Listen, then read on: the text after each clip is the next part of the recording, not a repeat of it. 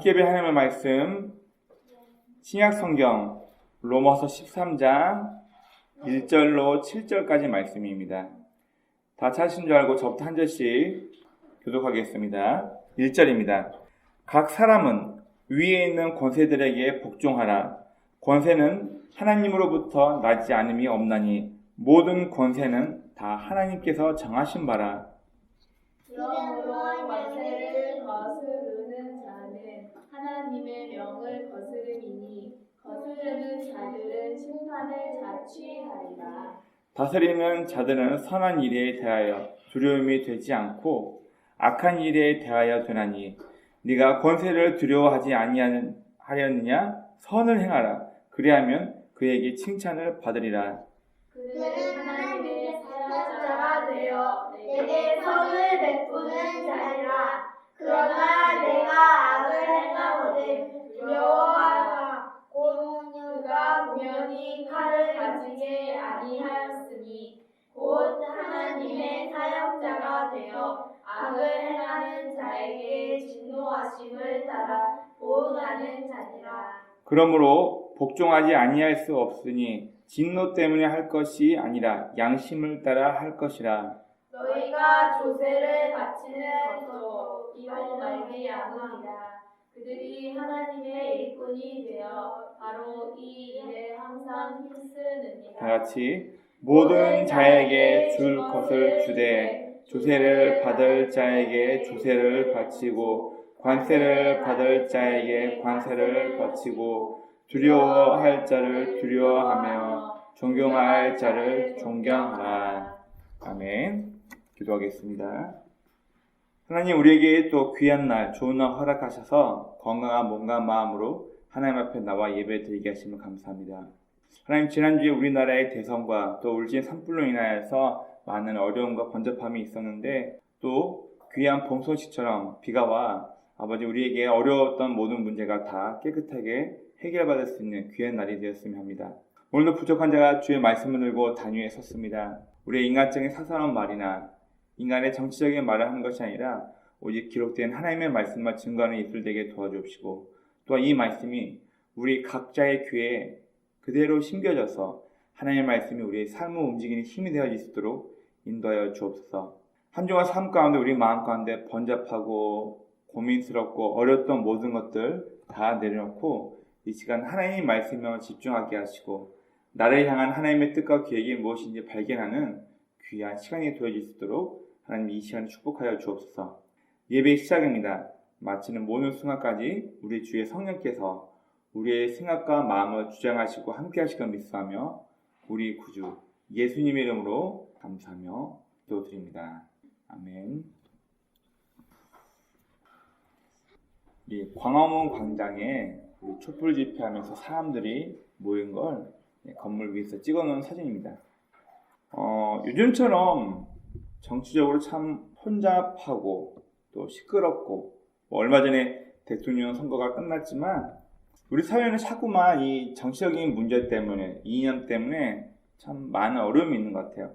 저도 이게 밤 늦게까지 개표 방송을 봤는데 어느 지역은 완전 야권만 어느 지역은 완전 여권만 지지하는 그런 것들을 보면서 우리나라도 이 영문함, 지역 감정, 여당과 야당에 대한 감정이 이 격차를 주기가 참 어려운 것 같다는 생각을 하게 되었습니다. 우리는 어떤 정권을 수립해야 될까요? 또 이런 정치적 어려운 상황 가운데서 복잡합니다. 무엇이 옳고 그런지 설명하기도 힘들고 판단내기도 어려울 때 특별히 우리 예수 믿는 사람들은 어떤 마음과 어떤 준비를 가지고 이 정치에 대해서 또 사회 질서에 대해서 우리가 따라가고 또 어떻게 우리가 이것들을 제지해야 할지 우리가 오늘 읽었던 성경 말씀을 통해서 한번 우리 스스로에게 질문을 해보는 그런 시간이 되었으면 좋겠습니다. 그럼 먼저 오늘 우리가 읽었던 이 로마서 13장 초반부에 있는 이 말씀을 어떻게 해석해야 될까요? 그럼 먼저 우리가 한 4가지 정도를 우리가 먼저 기억을 해야 되는데 먼저 우리가 이 오늘 본문을 제대로 이해하고 해석하기 위해서는 이 말씀을 기록한 사도 바울이 도대체 어떤 시대적인 배경과 상황 속에서 이 말씀을 우리에게 하고 있나를 알아야 합니다. 여러분, 이 로마서는 여러분 알다시피 로마라는 나라가 지중해 일대, 과거에는 이제 구라파라는 말을 썼었는데 지중해 일대의 패권을 가지고 로마를 통한 팍스 로마를 통해서 평화가 이루어지는 그런 시대였기 때문에 이 바울 또한 로마의 치르권 아래에서 특별히 로마라는 지역에 여러 이민족들이 모여서 살고 있는 그들에게 하나님의 말씀으로 복음으로 이들을 가르치기 위해서 이 로마서 서신을 썼습니다. 여러분 이 로마라는 곳은 여러분 나중에 그 일본인이 썼던 시오미 나나미라는 분이 썼던 로마 이야기를 보면 이분이 어떻게 그 로마인 이야기 마지막 보면 어떻게 정리를 하고 있냐면 로마라는 나라는 기독교라는 종교에 의해서 무너지고 기독교라는 종교 때문에 세워진 나라다. 역설적으로 표현을 합니다. 그만큼 이 로마라는 나라에서 기독교가 가했던 영향력은 굉장하다고 우리가 생각할 수 있습니다. 바로 이런 배경 속에서 로마라는 나라가 여러 이민족 흑수 통합했지만 그들이 믿고 있었던 종교는 인정을 해주되 율리어스 카이사르 시저는 왕이자 신이란 그런 개념을 가지고 이들을 통치했던 시대에 바울은 이런 상황 속에서 로마에 모이는 교인들에게 하나님을 어떻게 믿어야 할지 그리고 이런 정치적인 상황에서 로마라는 권력 아래에서 우리 믿는 사람들은 어떤 태도를 가지고 신앙생활을 해야 할지에 대해서 이야기해주고 있습니다. 그리고 이 말씀은 어떤 정치적 배경을 두고 있는가? 아까 말씀드린 것처럼 바울은 이 로마의 패권 아래에서 자연스럽게 이들을 다른 이방인들이 모여있는 로마라는 나라에서 주의 복음을 전하면서 사역을 하게 됩니다. 그리고 세 번째로 이 말씀은 성경 전체와 어떻게 조화를 이루고 있는가? 여러분 우리가 이 바울이 전한 이 복음 말고 성경에 특별히 구약 성경 어느 한 부분만 보면은 이방인은 다 너희가 내쫓아야만 한다. 예를 들면은 모세를 통하여서 여호수아를 통하여서 가나안 땅에 정착했을 때 하나님께서는 가나안 7족 속의 문화나 종교를 받아들이지 말고 이들 다 제거하고 내쫓아라 할래 그런 얘기를 합니다. 무슨 얘기인가요? 구약의 어느 한 부분만 보면은 우리가 믿는 하나님은 굉장히 배타적인 신으로 여겨집니다. 다른 신들, 다른 문화는 다 배제하고 없애버리고 오직 여호와 하나님만 섬겨라. 그런데 신약시대에 와서 예수님 이후의 시대를 보면 특별히 바울이나 다른 예수님의 제자들이 쓰는 이 서신들을 보면 이방인에는 이런 모습으로 또 유대인에게는 이런 모습으로 복음을 전하기 위해서 다양한 모습으로 그들 곁에 서 있는 이런 모습을 볼 수가 있습니다. 여러분 중요한 건 그렇다면 오늘 바울은 권세자들을 위해서 우리 믿는 사람들이 어떤 모습과 태도로 권세자들 앞에 대하고 이들을 상대할지에 대해서 얘기하고 있는데 그러면 이 말씀이 성경 전체와 어떻게 조화를 이루고 있나 우리가 반드시 좀 알아놔야 합니다. 그리고 마지막 네 번째로 기독교가 벌써 2000년의 시간이 지났습니다. 2000년이 넘는 이 역사 속에서 이 말씀은 어떻게 해석되어 왔나? 기독교인들은 정치와 어떤 관계를 맺으며 그동안 역사를 쭉 일으켜 왔나를 우리가 좀 살펴볼 필요가 있습니다. 이런 먼저 콘스탄티누스 황제 밀라노 칙령을 위해서 313년에 로마라는 나라에서 기독교라는 종교가 국가의 종교로 국교화됩니다. 여러분 콘스탄티 대제 이전에 교부들 위대한 스승이었던 교부들 시대 때는 정치, 권력을 어떻게 얘기했냐면 특별히 폴리카베라는 분은 성경에 무흠한 성경에 배제되지 않는 명령에만 복종하고 그 외에는 복종하지 말라 이렇게 얘기를 해요. 그리고 비잔틴 제국의 황제는 하나님의 대리자라고 얘기를 합니다. 그래서 모든 성도가 무조건 로마의 비잔틴 제국 시대 때는 황제의 말에 무조건 복종할 것을 교부들이 얘기했죠.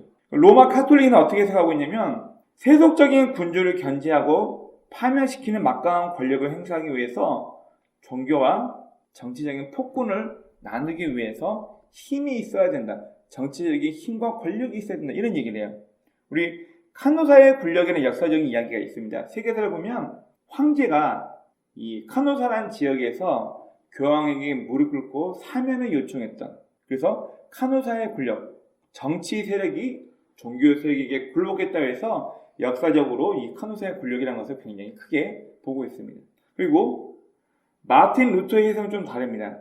교회는 영혼 구원만을 위해서 있는 곳이지 정치에는 절대 참여하면 안 된다. 우리끼리만 하나님 잘 믿으면 되고 우리는 정치적으로 절대 들어가면 안 된다. 그리고 교황이나 성직자 누구도 세속 권세자에게 순복해야 할 것을 강조했습니다.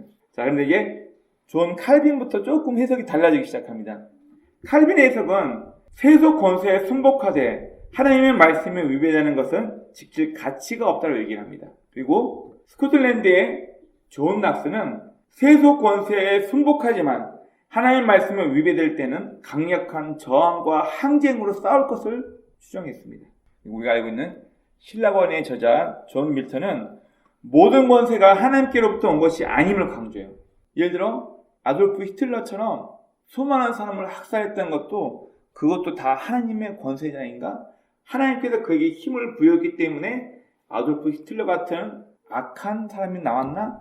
그래서 이 존 밀턴은 모든 정치적인 권력자들이 다 하나님으로부터 온 게 아님을 우리가 구별해야 되고 권세자가 실패하거나 지배를 잘못했을 때는 백성들이 이것을 바로 잡아야 한다고 얘기를 합니다. 그래서 우리가 알고 있는 독일의 유명한 목회자, 독일 교회가 히틀러의 나라를 위한, 국민을 위한 이런 잘못된 정치 세력이 결탁하여서 히틀러가 수많은 사람들을 학살하고 자국민국, 게르만 민족의 우호를 주장하고 있을 때 그런 얘기를 합니다. 버스 운전기사가 수많은 뒤에 승객을 태우고 미친 짓을 하면서 버스 운전을 하고 있을 때 누군가는 그 버스 운전기사를 제재하여서 끌어내려야 하지 않겠냐. 아돌프 히틀러를 이야기하면서 이런 비유를 합니다. 자, 이처럼 우리 기독교 역사가 2000년의 시간이 좀 넘는데 이 기간 동안 우리 교회가 해왔던 역할들을 보면은 정치를 어떤 눈으로 봐야 할까? 세상의 왕, 군왕들, 세상의 정치 세력들을 우리 교회는 어떻게 볼 것인가? 그렇다면 오늘날 우리의 현실과 우리의 해석은 어떠해야 할까? 이 성경을 보면서 우리가 좀 고민해 볼 필요가 있습니다.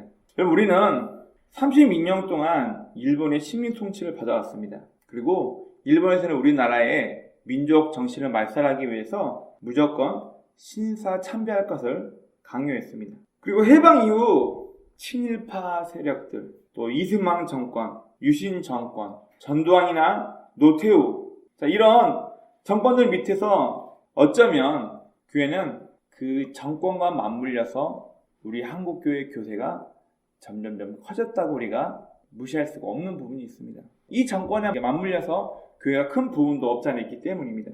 여러분, 마치 로마의 비잔틴 시대 때 세속 군주에 굴복하면서 종교가 국가의 국교로 되면서 안전하게 국가로부터 인정을 받으면서 기독교라는 종교가 점점 커지면서 그 세력을 떨치면서 덩치가 커진 데에는 아마 성공한 것 같습니다. 그러나 과거에 로마의 핍박을 받으면서 숨어가면서 신앙을 가르치며 부모가 아이들에게, 또 아이들이 자라서 자기 자녀들과 주변의 사람들에게 신앙을 전수하면서 가르쳐왔던 이런 순수했던 신앙의 형태가 나라의 국교와 나라로부터 인정받게 되면서 수많은 이방인들이 교회로 들어오게 되면서 교회의 역사는 기독교 교육이라는 게 필요하게 되었습니다. 과거는 집안에서 어머니, 아버지, 부모를 통해서 교육이 이루어졌기 때문에 교회 안에 따로 교육이라는 게 필요 없었어요. 그런데 밀라노 칙령 이후 수많은 이방인들이 로마 교회 안으로 몰려 들어오게 되면서 하나님을 전혀 모르는 사람을 대상으로 인하여서 이들을 교육해야 한다는 문제가 생겨서 기독교 교육이라는 문제가 그때부터 발생되게 된 것입니다. 그때부터 교회는 몸집이 커졌습니다. 몸집이 커진과 동시에 교회의 기본적인, 가정의 가장 기본적인 역할은 점점점 축소화되고 교회의 공교육이라는 것으로 점점 확대되면서 교회는 가정의 역할은 점점 소홀해지고 교회라는 공동체, 집단에서 행해지는 종교의식과 교육이 굉장히 강요가 되게 되었습니다. 여러분, 그렇다면 오늘 우리가 읽었던 로마서 13장 말씀을 보면서 우리는 이 말씀을 어떻게 해석해야 될까요? 우리 본문 말씀 한번 보겠습니다. 바울이 이 로마라는 권력자 밑에서 살고 있던 기독교인들에게 아주 중요한 이야기를 합니다. 우리 오늘 읽었던 13장 1절 말씀 한번 볼까요? 1절에서 바울은 뭐라고 얘기하고 있냐면은 각 사람은 위에 있는 권세들에게 복종하라. 권세는 하나님으로부터 나지 않음이 없나니 모든 권세는 다 하나님께서 정하신 바라. 우리가 보기에 저 정치인은 참 꼴보기 싫다. 왜 저런 짓을 하고 있냐? 물론 욕할 수도 있고 마음에 안 들 수도 있습니다. 그런데 바울이, 여러분, 이 로마서가 하나님의 말씀이 아니란 것이 아니라 로마라는 시대에 살고 있던 바울이 봤을 때 정치인들은, 바울의 입장에서 봤을 때 정치인들은 다 하나님께서 허락하셔야지만 그 권세자의 자유를 유지할 수 있다고 바울은 이야기하고 있습니다. 그러면 바울이 했던 이 말은 존 락스나 존 밀턴, 또 독일 기독교와 히틀러를 고발했던 이 정서와는 맞지 않잖아요. 이들은 모든 권세가 다 하나님께로부터 온 것이 아니고 구별하여서 이 권세자가 하나님을 통해서 나온 것이 아니라면 그들을 끌어내리고 항쟁과 투쟁을 통해서라도 그 권력, 정치 세력과 맞서 싸워야 된다고 얘기했는데, 로마서 말씀을 기록했던 당시에 바울의 정서에서는 모든 권력자들, 정치인들, 왕과 이 힘을 갖고 있는 사람들은 위로부터 하나님께서 허락하셨기 때문에 가능한 것이다 얘기를 하는 거예요. 그리고 또 예수님께서 십자가 판결을 받기 전에 빌라도를 만납니다.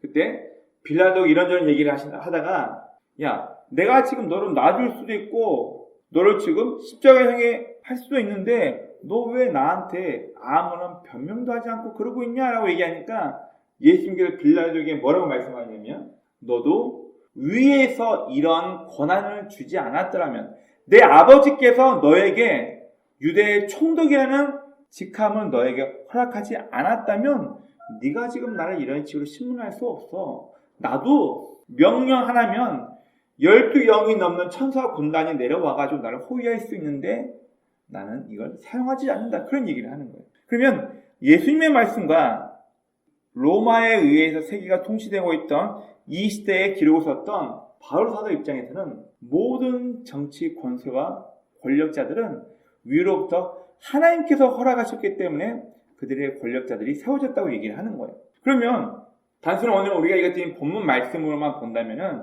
내가 마음에 드는 대통령에 선출되었건, 내가 정말 싫은 대통령에 선출되었건, 우리는 우리나라의 정치적 상황을 봤을 때 이 또한 하나님께서 허락하셨기 때문에 저 사람이 저 위치에 앉아있다라고 보는 게 맞을 것입니다.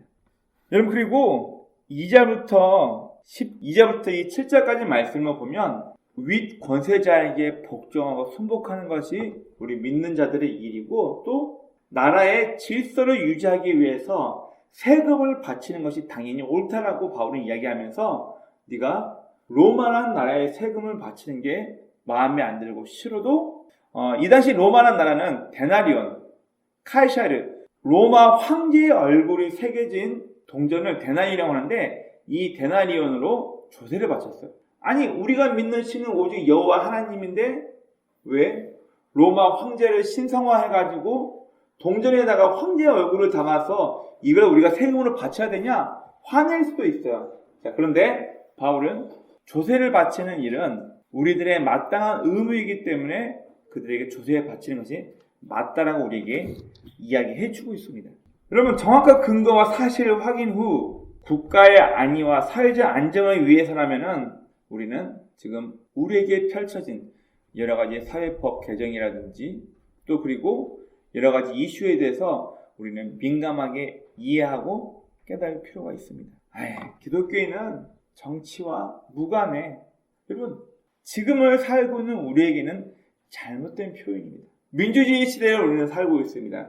내 스스로가 이 나라의 중요한 부분을 해석할 수 없고 어떤 문제에 대해서 법안을 세운다든지 질서 유지를 위해서 나 혼자 살 수 없기 때문에 내가 가지고 있는 권한과 능력을 우리는 전부 다 정치인에게 양도한 거예요.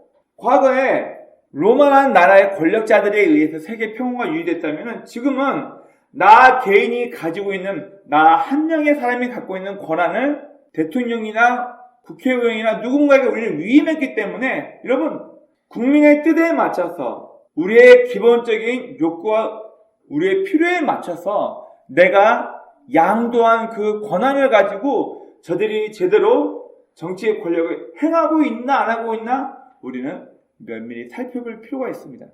그러나 기독교라는 교회 안으로 정치의 권력을 끌어들여서 내가 원하는 그린 배틀을 풀고 정치인을 교회로 불러와가지고 이 지역이 개발 위로 올라와서 아파트가 세워지게 하고, 여러분 이런 거 우리가 한번 생각을 해봐야 돼요. 몇몇 큰 대형 교회들은 자기 교회에 출석하는 유명한 국회의원이나 또 아주 직급이 높은 사람들에게 이 지역을 땅을 살려고 하는데, 이 지역에 투자를 하려고 하는데 그린벨트가 풀리게 힘을 실어놓죠. 여러분, 우리가 성경의 입장에서, 하나님의 입장에서 성경에 저해가 되는 것이 아니라면 우리는 마땅히 그 말을 듣고 따라가며 정치질 행하는, 또 위에 권력자들이 행하는 부분은 우리는 따라가는 게 맞습니다. 그러나 그들의 태도나 그들의 결정이 성경 말씀과 위배되고 오늘날 우리 사회를 흔들고, 우리나라는 지금도 북한과 대치 중이에요. 여러분 잊어버려서는 안 됩니다. 우리의 주 적은 북한이에요. 근데 자꾸만 사회주의니 북한이 우리와 한민족, 여러분 그런 말 하지 마세요. 얼마나 처참하게 우리를 죽이면서 6.25 전쟁을 일으킨 사람인지를 우리는 잊지 말아야 합니다. 그런데 자꾸만 이 안보의식에서 우리가 북한을 떠나야 되고 우리의 국방비를 자꾸 줄여만 하고 우리의 국방을 자꾸 다른 나라에 맡기려고 하고, 요즘 들어서 자꾸 성평등법, 양자평등, 인권조례, 기독교 탄압을 위한 각종 법안들이 만들어지고 있습니다.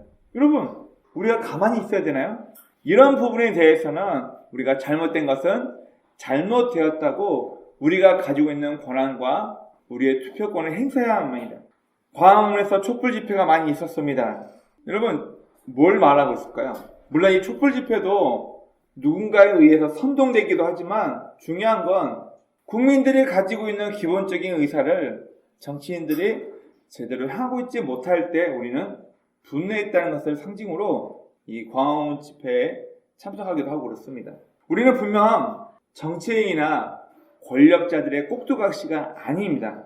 여러분, 이번도 아마 대선 결과를 보면 이제 이 대선 결과에 대해서 이 분석하는 많은 정치학자분들 그런 얘기를 해요. 정권을 어떻게든 바꾸기 위해서 무능한 자를 선택할 것이냐, 아니면 정권은 유지가 되면서 일을 할 만한 유능한 자를 선택할 것인가. 아마 이 사이에서 국민들이 굉장히 많은 갈등을 했을 것이라고 이런 얘기를 합니다. 하지만 기존의 여권에서 너무나도 지금 민생 안정이라든지 여러 가지 많은 부분에서 실수하고 잘못한 부분이 있었기 때문에 이 투표란 것을 통해서 여러분 아시겠지만 이번은 국민들에 의해서 정권 교체가 이루어졌습니다.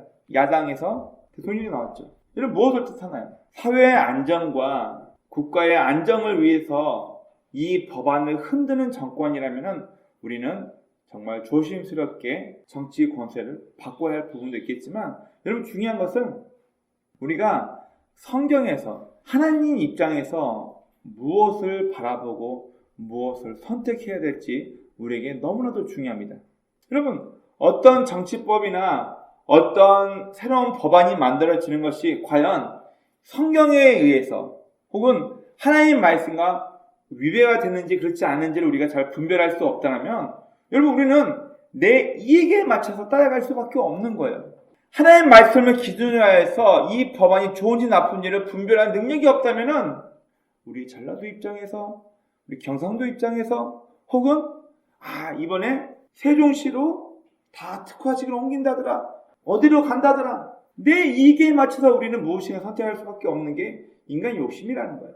그래서 중요한 건 도대체 우리가 믿고 바라보는 이 하나님의 말씀 성경에서 이 성경을 기준으로 했을 때 지금 이 나라의 정치의 권세자들이 어떠한 모양새로 정치를 이끌고 있는지에 대해서 우리는 민감하게 반응할 수 있어야 합니다. 결국은 올바른 선택을 하기 위해서는 올바른 지식이 있어야 된다는 거예요. 우리 속담에도 선무당이 살아남는다 그런 말이 있죠. 그리고 영미권에서도 이런 이야기가 있습니다. Little knowledge is very dangerous. 무슨 말이에요? 작은 지식은 매우 위험하다 그런 얘기를 하는 거예요. 여러분 우리가 성경에 대해서 지식이 없다라면은 인간이란 존재는요 자기 이익을 따라갈 수밖에 없어요. 내 이익에 맞는, 내가 살고 있는 나에게 유리한 쪽으로 발전과 나에게 유리한 쪽으로 새로운 법안을 만들게 되면 다 거기에 옳소 찬성하죠. 인간이 그렇게 이기적이기 때문에 내 이익과 관련된 부분이라면 무조건 찬성할 것이고, 내 이익과 멀어지는 부분이라면 무조건 반대를 하겠죠. 님비 연사, 네 집은 되고 우리 집은 안 돼. 또 요즘 새로운 아주 유행어, 내로남불. 네, 내가 하면 로맨스고 남이 하면 불륜. 여러분, 정치권에서 이 얘기가 얼마나 많이 쓰이는지 몰라요. 그래서 우리는 이런 어려운 정치적 상황 속에서 내가 믿는 사람으로서, 예수를 믿는 사람으로서 어떤 선택과 판단을 해야 될지에 대해서 우리는 기본적인 성경 지식이 있어야지만 올바른 선택을 할 수 있다는 것을 우리는 기억해야 합니다. 여러분, 마가복음 12장 말씀 한번 볼게요. 예수님께서 굉장히 중요한 얘기를 한 부분인데, 마가복음 12장 13절부터 17절까지 말씀입니다. 예수님께서 정치적으로 로마에 굴복하자, 아니다, 독립을 해야 된다, 로마와 항쟁에서라도 독립을 쟁취해야 된다, 이 헤롯 땅과 이 바리새파, 그리고 무력을 통해서라도 로마 정권의 사람들을 죽여야 한다. 우리 시카릿, 칼날이라는 뜻이네. 우리 시카릿, 이들이 있었던 유대 상황에서 예수님을 책잡기 위해, 예수님을 몰아내기 위한 방편으로 한 사건이 벌어집니다. 마가복음 12장 13절로 17절 말씀을 저부터 한 번씩 교독해 보겠습니다. 13절입니다. 그들이 예수의 말씀을 책잡으려 하여 바리새인과 헤롯 땅 중에서 사람을 보내매. 네, 자, 여러분, 이 말 자체가 이미 지금 예수님을 공경에 빠뜨리려고 하는 거예요. 갑자기 유대에 청년이 나타나서 하나님의 말씀을 선포하면서 어마어마한 인기를 얻고 있는 거예요. 그러다 보니까 권력을 잡고 있었던 당대 독립운동가이기도 하고 수많은 사람들에게 존경을 받고 있던 바리새인 입장에서도 꼴보기 싫은 거고, 또 로마와 결탁해서 정치 권력을 붙잡고 있던 헤롯 땅 입장에서도 보니까 저 예수라는 인간 때문에 자칫 잘못하면 우리가 로마인에게 밑보여 볼 수 있어. 예수님은 눈에 가시같이 여겨지는 거예요. 그래서 어떤 지혜로운 자, 사악한 자죠, 예수님을 한 번에 끌어내릴 수 있는, 국민들로부터 굉장히 선풍적인 인기를 얻으며 그의 명성이 커 나가고 있는 나사렛 예수라는 사람을 한 번에 죽일 수 있는, 끌어내릴 수 있는 방법으로 뭘 택했냐면은 유대의 독립심을 가지고 있는 유대인과 로마에 충성해야 된다는 헤롯 땅 사이에서 정치 권력을 이용해서 예수님을 끌어내려고 하는 거예요.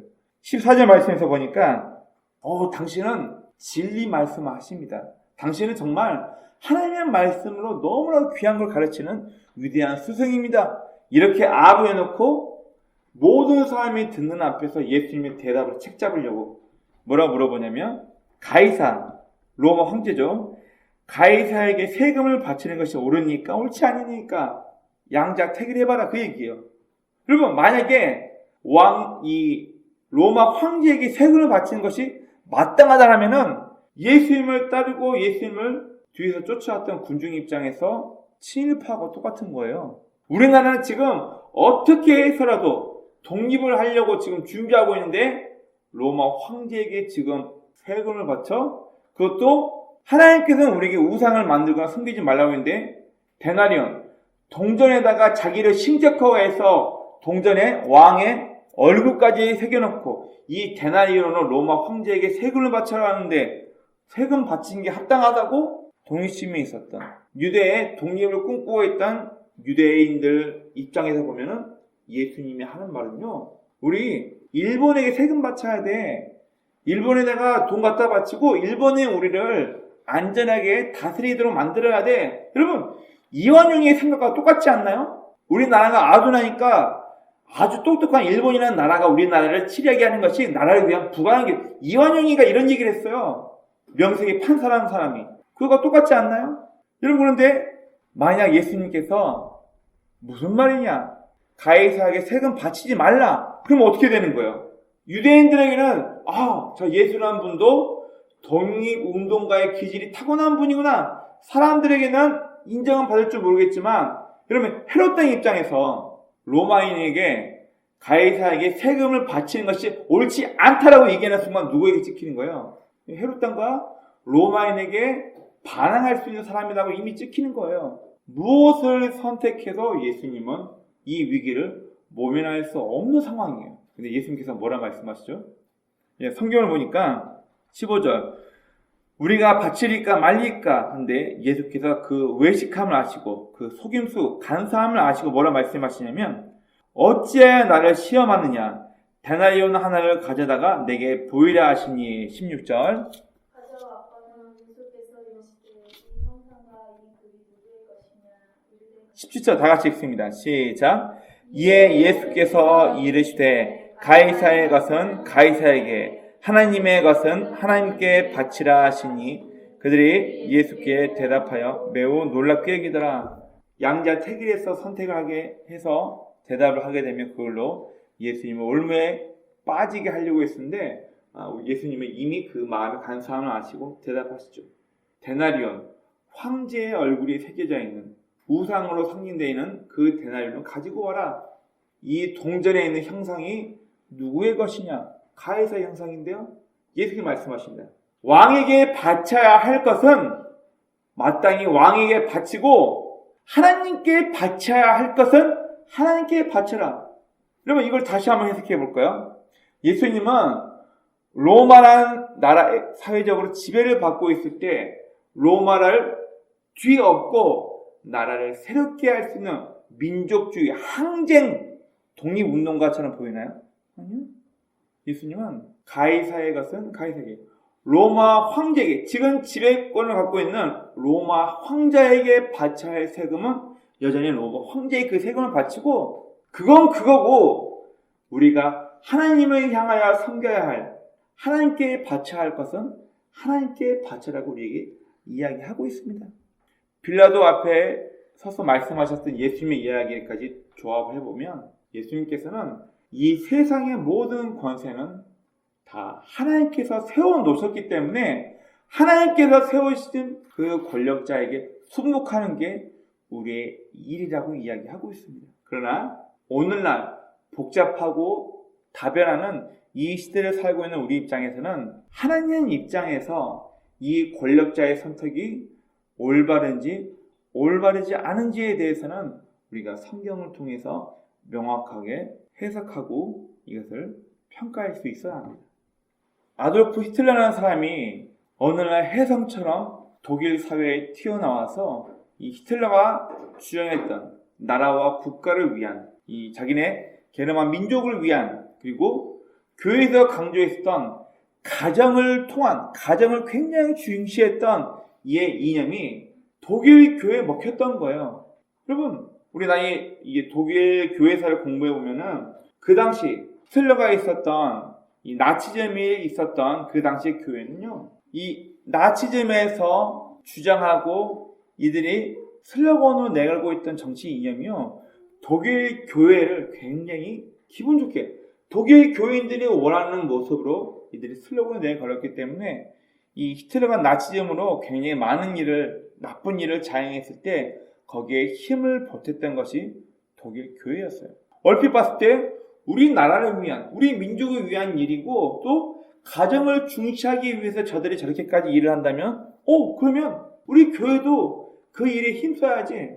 그리고 나치즘의 만행이 일어났을 때 거기에 일조했던 것이 바로 독일 교회입니다. 여러분, 우리가 성경을 통해서 명확한 하나님의 뜻과 계획이 무엇인지를 하나님 입장에서 지금 이 돌아가는 현세를 내가 명확하게 해석하고 바라볼 수 없다면 우리도 독일 교회인처럼 이게 맞는가 봐, 이게 좋은 건가 봐, 권력자들이 행하는 거 그대로 따라하고 있으니까 이게 맞나 봐, 그런 눈으로 볼 것이 아니라 과연 이것이 하나님 입장에서 성경의 가치관을 봤을 때 이런 것이 옳은 것인지 그런 것인지를 우리 명확하게 분별할 수 있었고, 또 이것이 잘못되었다면 우리는 거기에 대해서 지지하지 않는다는 것을 우리 명확히 보여줘야만 할 것입니다.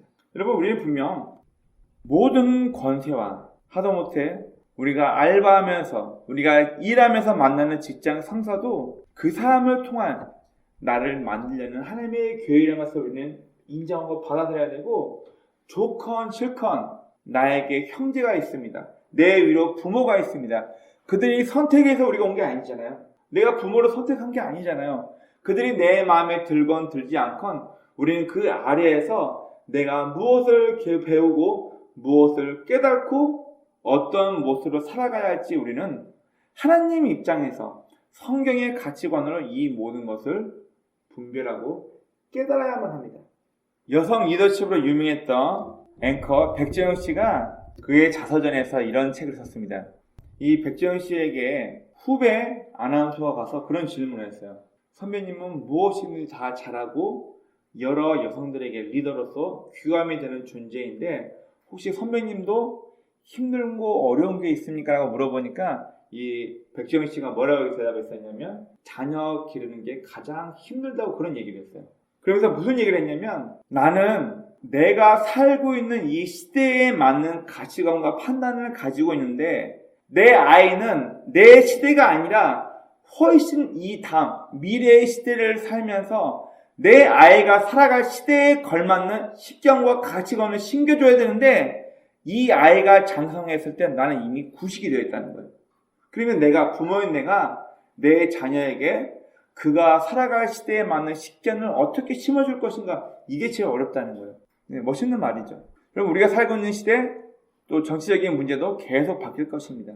중요한 건 우리의 생각과 가치관이 성경적인 하나님 입장에서 무엇인가를 판단하고 평가할 수 있는 성경적인 가치관이 우리 안에 내재되어 있다면 우리는 시대가 변하고 정치적인 이념이 바뀌고 여러 가지 상황이 어렵다 해도 급변한다 해도 우리는 하나님 입장에서 무언가를 선택하면서 편하게 갈 수 있을 것입니다. 그러나 우리가 성경적인 가치관과 하나님 입장에서 무엇이 옳고 그른가 분별할 능력이 없다면 우리는 시대나 상황이나 세상 대중문화나 유행에 따라서 떠내려가면서 종교활동만은 종교인이 될 수도 있습니다. 오늘 오늘 우리가 읽었던 이 로마서 말씀에서 모든 권세가 하나님께서 허락하셨다는 것을 깨닫고 그 권세자들에게 복종하는 게 맞지만 과연 이것이 하나님의 말씀과 또 하나님께서 우리에게 허락하신 가치관과 위배되는지를 평가하면서 우리는 거기에 맞게 대처할 수 있어야 합니다. 오늘 학기는 이제 아마 말들이 되게 많을 거예요. 우리가 이번 투표를 통해서 대통령 그리고 정권을 교체했습니다. 국민의 힘이죠. 중요한 거는 이 이후부터 좀 여러 가지 많은 인사 이동부터 여러 가지 많은 것들이 누군가에게는 불만으로 누군가에게는 잘했다고 칭찬받을 만한 일이다 이렇게 아마 호불호가 분명히 갈릴 것입니다. 중요한 건 그것 또한 하나님께서 그에게 허락하셨다는 것을 인정하되 이 새로운 성평등법, 인권조장법, 기독교 탄압 이런 것들 다 아마 새로운 법안들이 계속 만들어질 거예요. 이런 것들이 과연 하나님 입장에서 올바른 것인지 이게 성경적인 가치관에서 살펴봤을 때 이게 잘못된 것인지를 분별하면서 우리가 따라가야 할지 따라가지 말아야 할 것인지를 우리는 명확하게 우리 스스로에게 어떤 룰을 정해놔야 할 것입니다. 여러분 중요하고 또 기억해야 할 건 우리는 지금 대한민국이라는 곳에서 살고 있습니다. 또 세계 여러 기독교인들이 각 나라의 문화와 사회에 맞춰서 살고 있습니다. 근데 지금 전쟁이 15일째 지금 16일째인 것 같아요. 우크라이나 입장에서 평화만을 얘기하며 살 수 없어요. 대통령도 우리에게 다른 거 말고 총알은 달라 그런 얘기를 합니다. 그들의 입장에서는 그렇게 해서라도 나라의 독립과 안정을 지키는 게 맞는 거기 때문에 그들은 지금 총을 들고 가는 거예요. 만약 우리나라가 그런 입장이 있다면 우리는 기독교이니까 무조건 평화만 사랑해야 되니까 우리는 총을 들 수 없어. 여호와 증인이죠. 중요한 건 우리는 이 대한민국이라는 곳을 살고 있습니다. 질서를 위해서 사회의 안정과 질서를 위해서 성도답게 사는 것이 무엇인가?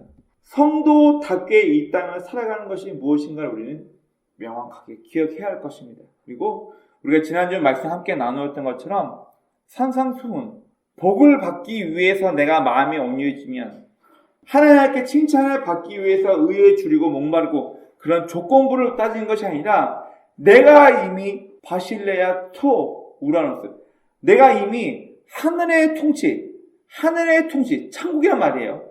내가 이미 하나님의 통치를 받고 있는 사람이라면 내 삶을 통해서 드러나야 할 삶의 특징에 대해서 얘기하고 있는 것들이 마음에 성령이 임한 사람, 하나님께로 그 마음의 방향을 돌린 사람, 연약한 자를 하나님과 중재시키는 사람, 우리의 삶 가운데 이런 모습이 드러난 것들이 바로 우리가 진정 이 혼란스럽고 정치적으로 급변한 이 사회에 내가 성도라는, 내가 진짜 예수를 믿고 있는 사람이라는 것을 보여줄 수 있는 귀한 표징이 될 것입니다. 오늘 함께는 저와 여러분들 모두의 삶이 이 대한민국이라는 곳에서 질서를 위해 성도답게 사는 것이 무엇인가 잊지 말고 늘 하나님 입장에서 무엇을 판단하고 결단 내릴 수 있는 복된 저와 여러분이 되길 주의 이름으로 축원합니다. 아멘.